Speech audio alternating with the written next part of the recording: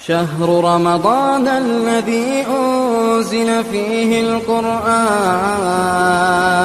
هدى للناس وبينات من الهدى والفرقان. آپ لے لیں، آپ کا حق 1/6 ہے، آپ لے لیں، اس میں آپ یہ کریں. تو ہماری مشکل کیا ہوتی ہے، جیسے ہی انتقال ہوتا ہے فوراً وراثت کیا ہونی چاہیے، تقسیم کر دینا چاہیے. بڑا بھائی گھر پہ قبضہ کر کے بیٹھ جاتا سالوں سال، میں کہاں جانا، تب بیچ ڈالے تو میں کہاں جانا. ارے کہیں بھی جا بھائی، تو پہلے باپ کی پراپرٹی بیچ، بھائیوں کا حق بھائی کو، بہن کا حق بہن کو دے دینا چاہیے. اس سے کیا نہیں ہوگا، اختلافات نہیں ہوں گے. گھروں پر قبضہ کر کے سالوں سے اگر بیٹھ جاتا ہے، کبھی بڑا بھائی قبضہ کر لیتا، کبھی کوئی اور قبضہ کر لیتے، وراثت تقسیم نہیں ہوتی. یہ ساری چیزیں اختلاف کا سبب بنتی ہیں. دیکھیے یہ کہتی ہیں صفیہ بنت حیی بن اخطب رضی اللہ تعالی عنہ کہ میں اپنے والد کی بڑی چہیتی تھی. والد کون تھے؟ حیی بن اخطب، جو یہودیوں کے سردار تھے مدینے کے. ان کے چاچا تھے حیی بن اخطب کے ابو یاسر. ابو یاسر یہ لوگوں کو معلوم ہوا کہ اللہ کے نبی صلی اللہ علیہ وسلم مدینہ آئے ہیں، اس لیے کہ لوگ بھی مدینے کے تھے. اور جیسے ہی وہ سامنے آتی تو سارے بچوں کو چھوڑ کے پہلے یہ صفیہ کو گود میں اٹھا لیتے. تو اللہ کے نبی صلی اللہ علیہ وسلم کو دیکھنے کے لیے دونوں گئے. کون کون؟ حیی بن اخطب، دو بھائی. حیی بن اخطب صبح جا کے رات میں سورج غروب ہونے کے بعد واپس آئے. کہاں گئے لوگ؟ اللہ کے نبی صلی اللہ علیہ وسلم کو دیکھنے گئے. یہ ٹیسٹ کرنے گئے انہوں ہمارے کی نہیں کی. اللہ کے نبی صلی اللہ علیہ وسلم کے پاس گئے. جب واپس آئے تو کیا حالت تھی، صفیہ رضی اللہ تعالیٰ عنہ بیان کرتی ہیں، بالکل تھکے ماندے، گرتے پڑتے، لڑکھڑاتی چال چلتے ہوئے واپس آئے. میں حسب معمول دوڑتے گئی کہ مجھے گود لیں گے، لیکن انہوں نے مجھے گود نہیں لیا. اور میں نے اپنے ابا اور چاچا کو سنا کہ وہ میرے والد حیی بن اخطب سے کہہ رہے تھے کیا یہ وہی ہے، اس لیے کہ ان کی کتابوں میں لکھا ہوا تھا کہ محمد آئیں گے. تو وہ دونوں بولے یہ کیا وہی ہے؟ تو انہوں نے کہا کہ ہاں اللہ کی قسم. چچا نے کہا کہ آپ انہیں ٹھیک ٹھیک پہچان رہے ہیں؟ والد نے کہا کہ بالکل. اچھا ٹھیک ہے، اب محمد کے ساتھ ہمارا کیا رویہ ہو، کیسے ہم ان کے ساتھ یہ کریں گے؟ تو والد نے کہا کہ دشمنی کریں گے. اللہ کی قسم جب تک میں زندہ رہوں گا محمد صلی اللہ علیہ وسلم کے ساتھ دشمنی کروں گا. یہ یہودی تھے جو کہہ رہے تھے. ان کے واقعے کو آپ پڑھیں گے تو تعجب ہوگا. حیی بن اخطب آخری وقت تک اسلام دشمنی کرتے رہے. ان کے بارے میں آتا ہے کہ آخر میں ان کو گرفتار کر کے لایا گیا تو اچھا ریشم کا اچھا جھبا پہنے ہوئے تھے، بہت کاسٹلی. اب اللہ کے نبی صلی اللہ علیہ وسلم کے پاس جب لایا گیا تو انہوں نے کیا کیا معلوم؟ اپنے جھبے کو اپنے ہاتھ سے پھاڑ لیا. صحابہ نے پوچھا رہے کیوں ایسا کر؟ بولا کہ میری قتل کے بعد تم لوگ کاٹ لیتے نہیں، اس کے وجہ سے میں کیا کرتا ہوں، اس کو پھاڑ دے رہا ہوں. کہا کہ مجھے قتل کرو گے، اس کے بعد میری یہ قمیص آپ لوگ نکال لو گے، اس لیے میں کیا کر رہا ہوں، اس قمیص کو میں خود ویسٹ کر دے رہا ہوں. تو وہ قتل کر دیے گئے. پھر ان کے جو صفیہ بنت حیی بن اخطب کے جو شوہر تھے وہ بھی قتل کیے گئے. بعد میں اللہ کے نبی صلی اللہ علیہ وسلم نے ان سے شادی کی.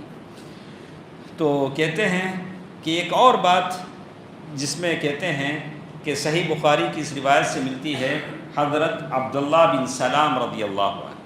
عبداللہ بن سلام رضی اللہ تعالیٰ عنہ یہ بھی ایک یہودی عالم تھے. جیسے مسلمانوں میں شیخ صاحب، عالم صاحب، مفتی صاحب ہوتے ہیں، عبداللہ بن سلام رضی اللہ تعالیٰ عنہ یہودیوں کے عالم تھے. تو وہ اسلام لائے اور اللہ کے نبی صلی اللہ علیہ وسلم کی خدمت میں حاضر ہوئے. اللہ کے نبی صلی اللہ علیہ وسلم سے تھوڑے سوالات انہوں نے کیے، اور جب جوابات سنے تو مسلمان ہو گئے. وہ کہتے ہیں کہ اللہ کے نبی صلی اللہ علیہ وسلم اتنے خوبصورت تھے، میں کبھی چاند سے زیادہ خوبصورت اللہ کے نبی کو پاتا تھا، اور میں نے آپ کا چہرہ دیکھ کر کہا کہ چہرہ جھوٹے کا نہیں ہو سکتا. جب میں مسلمان ہو گیا تو میں نے اللہ کے نبی صلی اللہ علیہ وسلم کے پاس آ کر کہا اللہ کے نبی، یہودی قوم بڑی بہتان تراش قوم، ان کے مطلب کے آدمی ہیں تعریف کریں گی، ان کے مطلب کے آدمی نہیں ہیں کیا بولیں گے، ان کو کیا بھی چاہتا نہیں، جیسے لوگ بولتے نہیں ان کے مطلب کا فتویٰ دیے تو ہمیں بڑے عالم، ان کے مطلب کا فتویٰ نہیں دیے تو ہمیں گھاس چھیلنے والے، ایسے بولتے لوگ، ارے وہ شیخ کو کیا بھی آتا نہیں، کئی کو انہوں سب حلال کرتے نہیں، روٹری کلب، لائنس کلب سب بولتے حرام بولتے ہیں، اسے حلال بولو، انہوں بڑے آدمی، انہوں بڑے اچھا۔ تو اس کا نتیجہ آج ہم دیکھ رہے ہیں کہ جتنے بڑے بڑے اللہ مالدار لوگ ہیں جن کو اللہ نے دولت دی ہے، وہ سارے کے سارے اس میں ممبرشپ لیے ہوئے، ہاں ہزاروں لاکھوں روپے چندہ دیتے ہیں۔ ہم بولتے ہیں کہ ملت کے مسلمانوں کو دو، اب تم اپنی کمیٹیاں بناؤ، اپنے نوجوان ہیں اپنے آرگنائزیشن بناؤ، وہاں پیسہ خرچ کرو، ضروری نہیں کہ تم کسی کلب میں جاؤ اور وہاں چندہ دو، وہاں کی ممبرشپ بنو، بس ایک فخر ہے، اور وہ ایک چھوٹا ایک بیچ دے گا، وہاں لکھا گورنر، وہ بڑے شان سے لگائیں گے دعوتوں میں، ایسے سینہ تانتا میں اس کا گورنر نہیں، کبھی دیکھیں ہیں نہیں دیکھیں، تو اللہ سے دعا کیجئے کہ اللہ اس کی ممبرشپ آپ کو نہ دے۔ ہاں خدمت کرنی ہے کر سکتے ہیں، بہت سارے سیکٹرز ہیں، دینی خدمت آپ کر سکتے ہیں، ہاں میڈیکل کیمپ چلا سکتے ہیں، بہت سارے طبی کیمپ چلا سکتے ہیں، آنکھوں کا کیمپ چلا سکتے ہیں، اللہ نے بڑی ٹیم دی ہے، نوجوان ہیں ماشاءاللہ سارے ایسے، تو آپ خود کر سکتے ہیں، مسجد کی طرف سے کسی اور آرگنائزیشن کی طرف سے آپ کر سکتے ہیں۔ تو کہتے ہیں تو کیا کہا عبداللہ بن سلام رضی اللہ تعالیٰ عنہ نے، یہودی قوم بڑی بہتان تراش قوم ہے۔ تو یہ کیسے معلوم ہوگا؟ بولا اللہ کے نبی، ایک میں آزمائش کے طور پر کہتا ہوں، میں مسلمان ہو گیا، میں گھر کے اندر چھپ جاتا ہوں، آپ سارے یہودیوں کو بلائیں، بلا کر میرے تعلق سے پوچھئے کہ میں کیسا آدمی۔ تو عبداللہ بن سلام ادھر گھر کے اندر چلے گئے، سارے یہودیوں کو بلا، بولے بھائی آپ کے وہ شیخ صاحب جو عبداللہ بن سلام ہیں، آپ کے بڑے شیخ نہیں، کیسے آدمی ان کے بارے میں آپ لوگوں کا فیڈ بیک کیا ہے، کیسے آدمی؟ تو یہودیوں نے بولنا شروع کیا، ہمارے سب سے بڑے عالم ہیں، کون؟ عبداللہ بن سلام۔ یہ کون بول رہے ہیں؟ یہودی بول رہے ہیں، ہمارے سب سے بڑے عالم ہیں، ہمارے سب سے بڑے عالم کے بیٹے ہیں، ان کے بابا بھی بڑے عالم تھے، اچھا ہمارے سب سے اچھے آدمی ہیں اور سب سے اچھے آدمی کے بیٹے ہیں، اور ہمارے سردار کے بیٹے ہیں، بڑی بڑی تعریف کی، ہمارے افضل آدمی ہیں، ہمارے فیورٹ آدمی ہیں۔ تو رسول اللہ صلی اللہ علیہ وسلم نے فرمایا، پوری باتیں سن کر بولے اچھا بولو بتاؤ، اگر عبداللہ بن سلام مسلمان ہو جائیں تو؟ تم لوگوں نے اتنی اچھی اچھی باتیں کہی ہیں، اگر عبداللہ بن سلام اگر مسلمان ہو جائیں تو یہود نے جیوس جو آئے تھے 2-3 مرتبہ کہا اللہ ان کو اس سے بچائے رکھے کہ وہ مسلمان نہ ہو۔ اس کے بعد عبداللہ بن سلام اندر سے باہر نکلے، نکلتے نکلتے کلمہ پڑھتے نکلے، اشہد ان لا الہ الا اللہ واشہد ان محمدا عبدہ ورسولہ۔ جیسے ہی یہ لوگ ان کو دیکھے، یہودیاں جو اب تک کیا بول رہے تھے، انہوں ہمارے اچھے آدمی، ان کے بابا اچھے، انہوں بڑے عالم، ان کے بابا حبیرتی بڑے عالم بول رہے تھے نہیں، فوراً کیا کرتا ہے، پلیٹ بدل دی، کوائن بدلتا نہیں، اب کیا بولیں گے وہ، کیا بولتے ہیں وہ لوگ، شرنا وابن شرنا، انہیں ہمارا سب سے برا آدمی، اس کے بابا بھی برے تھے، سو ارے اب پچھلا تم لوگ بول رہے تھے انہوں اچھے آدمی، بولا کہ یہ ہمارا سب سے برا آدمی ہے، سب سے برے آدمی کا بیٹا ہے۔ اسی وقت ان کی برائیاں شروع کر دی، ساری برائیاں شروع کر دی۔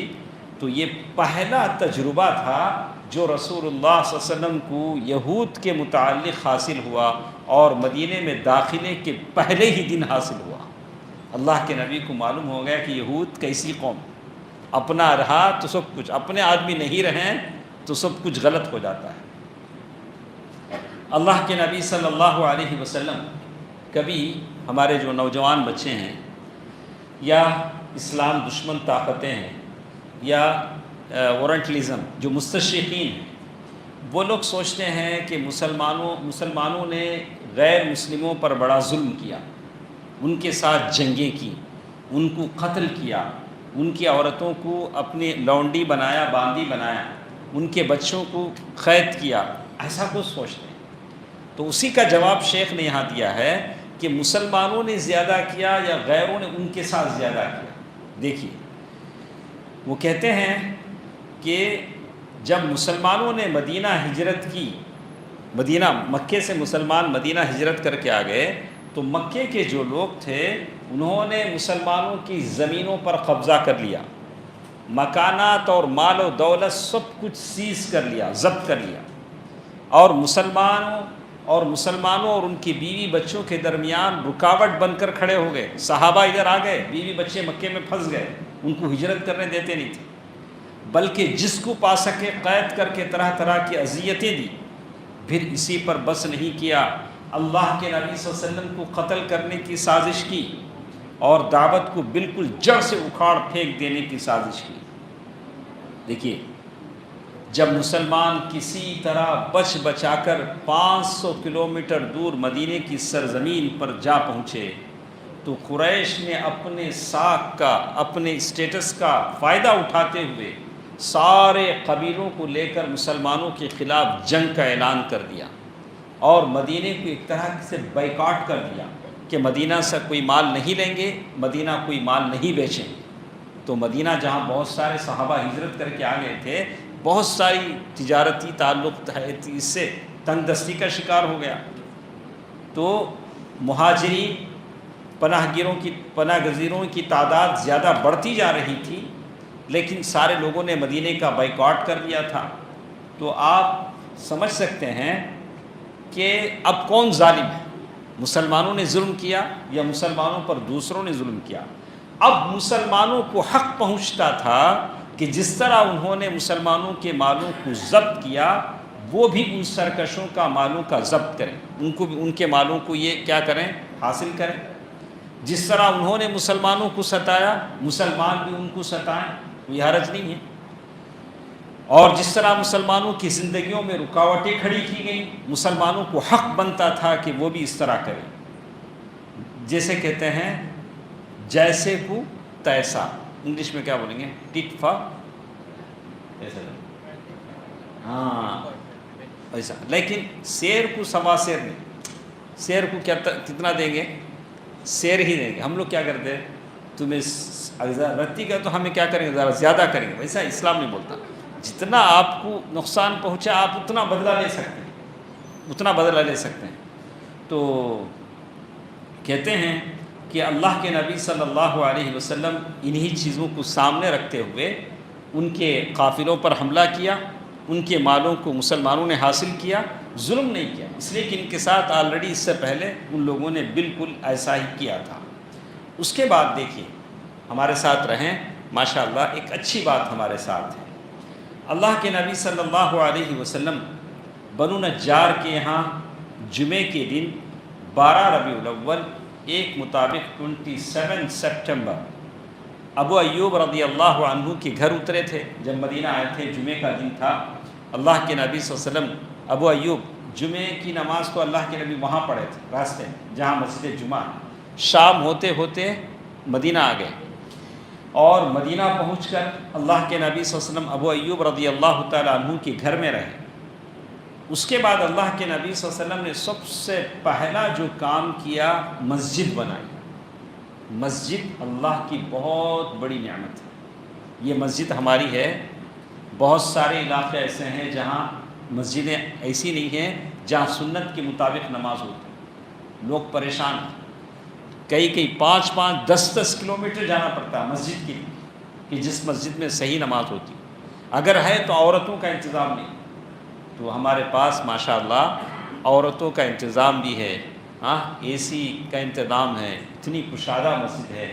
اللہ کی کتنی بڑی نعمت ہے. اس نعمت کی قدر کرنا ضروری ہے. اس نعمت پر آپ اپنا پیسہ خرچ کریں، اسے پاک صاف رکھیں، اور کوشش کریں کہ اللہ کی اس گھر میں آپ ایک معاون بنے، مددگار بنے، خدمت گار بنے. آپ کی طرف سے کوئی فتنہ فساد جنم نہ لے. آپ کی پرسنالٹی اس فتنے میں اہم سبب نہ بنے کہ آپ کی وجہ سے کوئی فتنہ ہو جائے. کئی مسجدیں ایسی بھی ہیں جہاں 1 مین آرمی، سارا انہی کا چلتا، کمیٹی نہیں، کیا بھی نہیں. ایسی مسجدیں بے کر کہ یہ کمیٹی سے کیا ہوتا ہے، 4 لوگ بیٹھتے ہیں، فیصلہ کرتے ہیں، مشورہ کرتے ہیں، اللہ کی رحمت ہوتی ہے، اللہ کی رحمت ہوتی ہے، کام صحیح ہوتا ہے۔ تو اللہ کے نبی صلی اللہ علیہ وسلم نے مدینہ پہنچ کر سب سے پہلے کیا کیا؟ مسجد نبی بنائی۔ جگہ کا انتخاب کرنا تھا کہ کس جگہ مسجد نبی بنائیں۔ اللہ کے نبی صلی اللہ علیہ وسلم نے جہاں اونٹنی بیٹھی تھی وہی جگہ اللہ کے نبی صلی اللہ علیہ وسلم نے مسجد نبی بنائی، اور اس زمین کے جو مالک تھے، جو یتیم بچے تھے، 2 یتیم بچے، تو اللہ کے نبی صلی اللہ علیہ وسلم نے یہ زمین قیمتاً خریدی، یعنی پیسے سے وہ زمین خریدی اور خود سے مسجد کی تعمیر میں حصہ لیا۔ خود سے کیا ہوئے؟ اسی لیے میں اکثر بولتا جو مسجد کے متولیان ہیں، مسجد کے صدر ہیں، بھائی کب تو بھی تمہیں جا کو دیکھو باتھ رومہ کیسے ہی، ہاں خود جا کے دیکھو۔ ہمیں متولی صاحب الگ نو گھر سے پورا تیار ہو کو سیدھا کبھی گئے نہیں۔ کئی ایسے مسجدوں میں ہم گئے، کبھی متولی صاحب کبھی ادھر گئے ہی نہیں۔ بولا کبھی آپ جا کے دیکھیں، آپ مسجد کے صدر ہیں، آپ جا کے دیکھیے کہ سب صفائی کیسی ہے، پاکی صفائی کیسی، تاکہ آپ کو معلوم ہو آپ مسجد کے صدر ہیں۔ تو اللہ کے نبی صلی اللہ علیہ وسلم اس مسجد کی تعمیر میں خود شریک ہیں، خود پتھر اٹھا رہے ہیں، خود مسجد بنا رہے ہیں۔ یہ دیکھیے کہتے ہیں آپ اینٹ اور پتھر ڈھوتے تھے، اللہ کے نبی صلی اللہ علیہ وسلم اینٹ اور پتھر ڈھو رہے ہیں مسجد کی، ہاں، اور ساتھ ساتھ کہہ رہے ہیں اللہم لا عیش الا عیش الآخرہ فاغفر للانصار والمہاجرہ۔ اشعار پڑھ کے کام کرتے ہیں تو کام میں تیزی آتی ہے، جوش بھی آتا ہے۔ اے اللہ زندگی تو بس آخرت کی زندگی، اللہم لا عیش الا عیش الآخرہ، یا اللہ زندگی تو بس آخرت کی زندگی ہے، فاغفر للانصار والمہاجرہ، یا اللہ انصار اور مہاجرین بخش دے۔ اور یہ بھی فرماتے هذا الحمى لا حمال خیبر هذا ابر ربنا باطهر۔ اللہ کے نبی صلی اللہ علیہ وسلم کہتے کہ یہ بوجھ خیبر کا بوجھ نہیں ہے، یہ ہمارے پروردگار کی قسم زیادہ نیک اور پاکیزہ ہے۔ آپ کے اس طرز عمل سے صحابہ کرام کے کام میں بھی جوش آ جاتا، وہ دیکھتے اللہ کے نبی صلی اللہ علیہ وسلم کام کر رہے ہیں تو ہم کیوں کام نہیں کر رہے؟ صحابہ کرام کہتے ہیں لئن قعدنا والنبی یعمل لذاک من العمل المضلل، اگر ہم بیٹھے رہیں اور نبی کام کرتے رہیں تو یہ ہمارا کام گمراہی کا ہوگا۔ ہم کو یہ زیب نہیں دیتا کہ نبی کام کریں ہم بیٹھ جائیں۔ صحابہ بھی جوش سے کام کریں۔ اللہ کے نبی صلی اللہ علیہ وسلم نے وہاں دیکھا کہ جس جگہ مسجد بننے والی تھی وہاں چند خبریں تھیں، پرانے زمانے کی خبریں، تو اللہ کے نبی صلی اللہ علیہ وسلم نے وہ خبریں وہاں سے منتقل کرا دی، ہو سکتا ہے وہ خبریں وہاں سے شفٹ ہو سکتی ہیں۔ اللہ کے نبی صلی اللہ علیہ وسلم نے دوسری جگہ شفٹ کرا دی، اور کچھ کھجور کے درخت تھے، غرقت کانٹے دار درخت بھی تھے۔ رسول صلی اللہ علیہ وسلم نے مشرکین کی جو خبریں وہاں تھی وہ کھڑوا دی، وہاں سے خبریں نکال دی، اور کھجور کے درختوں کو کاٹ کر قبلے کی جانب لگا دیا، اس لیے کہ وہ زمانے میں قبلہ بیت المقدس کی طرف تھا، اور جو دیواریں تھیں مسجد کی کچی اینٹوں اور گارے سے بنائی گئی، اور چھت پر کھجور کی شاخیں ڈالی گئی، کھجور کی جو پتے آتے نہیں وہ سلاب تھا بنے، اور پتے ڈال دیے گئے، اور کھجور کے جو تنے آتے نہیں اس کو پلر بنا دیے گئے بیچ میں۔ کیا مسجد رہی ہوئی، ہاں، اللہ کے نبی صلی اللہ علیہ وسلم کی مسجد۔ تو کہتے ہیں قبلے کی دیوار سے پچھلی دیوار تک 100 ہاتھ لمبی تھی۔ مسجد کتنی بڑی تھی؟ 100 ہاتھ لمبائی، چوڑائی بھی اتنی تھی۔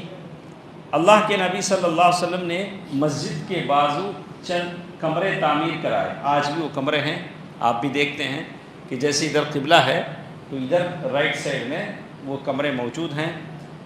یہ کمرے اللہ کے نبی صلی اللہ علیہ وسلم کے ازواج مطہرات کے تھے۔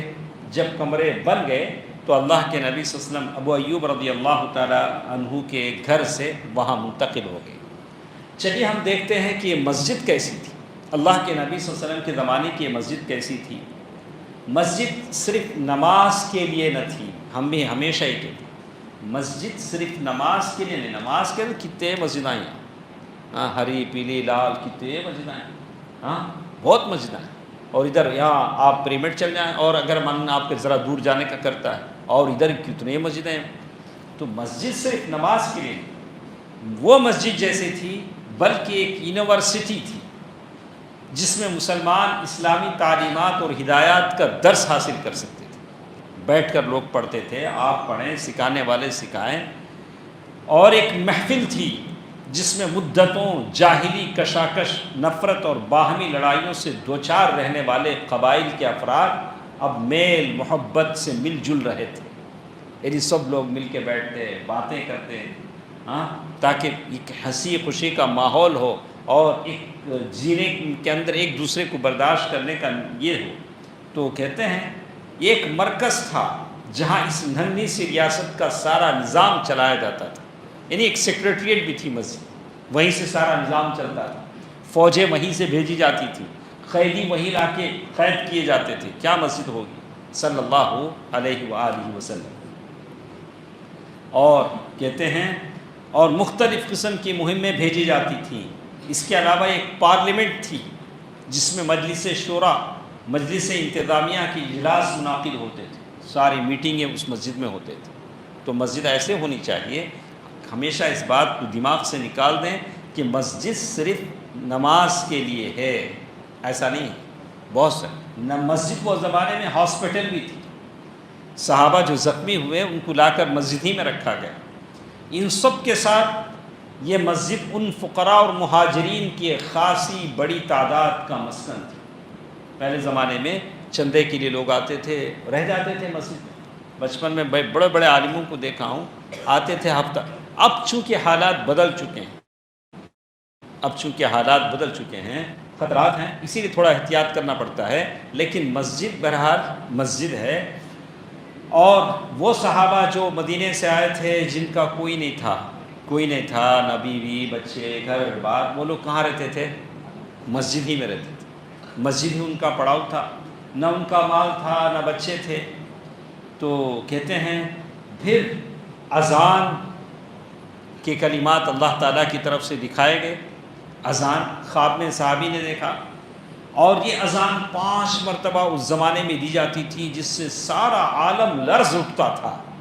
جو صحابہ کھیتوں میں کام کرتے تھے وہ سارے کے سارے اذان سن کر آ جاتے تھے. نئی مسجد بنی تھی، کیا شوق تھا، کیا جذبہ تھا، سب مل کر آ جاتے تھے. اس سلسلے میں عبداللہ بن زید بن عبد رب جنہوں نے خواب دیکھا تھا، عبداللہ بن زید بن عبد رب. یہاں ایک چیز اچھی طرح نوٹ کر لیں، خواب دیکھا کس نے؟ عبداللہ بن زید بن عبد رب. اللہ کے نبی نے عزا دینے کو کہا کس سے؟ بلال سے یا ابو محذورہ سے. ابو محذورہ کا کیا تھا؟ وہ اذان کی نقل کرتے تھے. وہ چھوٹے سے بچے اذان تو، لیکن ان کی آواز اتنی پیاری تھی ان کو بھی. تو مسئلہ یہ تھا کہ ان کی آواز اچھی تھی. عبداللہ بن زید بن عبد رب وہ لڑنے نہیں کھڑے. ہاں میں دیکھا سو خواب میں چدا دوں گا، انہوں نہیں دینا. نہیں، ایک آدمی دیکھ سکتے ہیں لیکن تجربہ کسی اور کو ہو سکتا ہے. آواز ان کی اچھی تھی، گرچہ کہ بلال نے خواب میں دیکھا نہیں تھا، لیکن حکم اللہ کے نبی کا تھا. اللہ کے نبی نے کہا کہ خواب میں آپ نے دیکھا ہے، ان کو کلمات سکھاؤ، اذان ان کو دینا. ان کی آواز بلند تھی، آواز میں کشش تھی اور سارے لوگ سنتے تھے. ایسا ہو سکتا ہے. تو بہرکیف اس کے بعد اللہ کے نبی صلی اللہ علیہ وسلم نے سارے لوگ جو مکے سے ادھر آ گئے تھے یا مہاجرین، ان کے درمیان میں اللہ کے نبی صلی اللہ علیہ وسلم نے باہمی اخوت، اسلامک بردرہڈ، بھائی چارگی، اخوت کرایا. یعنی بھائی بنایا. یعنی ایک مہاجر کو پکڑا، ایک گھر میں سارے لوگ جمع ہوئے. شاید وہ انس بن مالک رضی اللہ تعالیٰ عنہ کا گھر تھا. سارے مہاجر اور انصار جمع ہوئے. ایک انصار کو بلاتے، ایک مہاجر کو بلاتے. دیکھو تم انصار مدینے کے ہو، گھر بار ہے، بیوی بچے ہیں. یہ مہاجر ہیں، اس کا کوئی نہیں ہے، یہ تمہارے ساتھ رہیں. تو اللہ کے نبی صلی اللہ علیہ وسلم نے دونوں کو کیا کیا؟ آپس میں بھائی بنایا، اسلامک بردرہڈ. اور اسی کو لے کے وہ ایجپٹ میں لوگوں نے ایک جماعت بنایا، آرگنائزیشن بنائی. تو جس سے فائدہ تو نہیں ہوا لیکن نقصان تو زیادہ ہوا. کئی حکومتیں چلے گئیں اور نوجوانوں کو مسلیڈ کیا گیا. بہت زیادہ نقصان ملت کو اٹھانا پڑا. تو انشاءاللہ کچھ اور باتیں کل کے درس میں یہ کیسے بھائی چارگی تھی، کیسے صحابہ کرام کے درمیان اللہ کے نبی صلی اللہ علیہ وسلم نے بھائی چارگی کرائی، کل کے درس میں ہم پڑھتے ہیں۔ اللہ تعالیٰ سے دعا کرتے ہیں، اے الہ العالمین ہماری ٹوٹی پھوٹی عبادتیں ہیں، ان عبادتوں کو قبول فرما۔ یا اللہ مسلمانوں کے جان و مال و عزت و عفتوں کی حفاظت فرما۔ اے الہ العالمین ہم سے جو خطائیں لغزشیں ہو گئی ہیں یا ان تمام خطاؤں کو معاف فرما۔ اللہم انک عفو تحب العفو فاعف عنا، اللہم انک عفو تحب العفو فاعف عنا، اللہم انک عفو تحب العفو فاعف عنا برحمتک یا ارحم الراحمین، والحمد للہ رب العالمین۔ السلام علیکم ورحمۃ اللہ وبرکاتہ۔